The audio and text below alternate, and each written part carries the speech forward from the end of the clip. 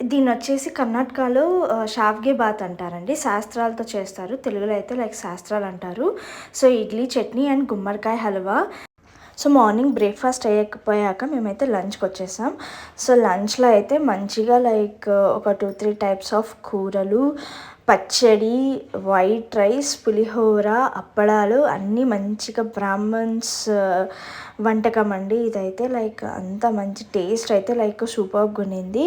And లాస్ట్‌లో మధ్యలో పూరీలు అండ్ రసం అయితే అదిరిపోయిందండి ఆ రోజు. పూరీలు అండ్ సాగు కూడా బాగుండే.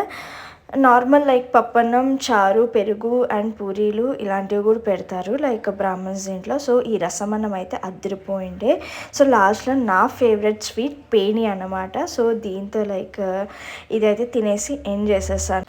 So, this is like what I eat in a Bengaluru marriage. So, please like, share and subscribe.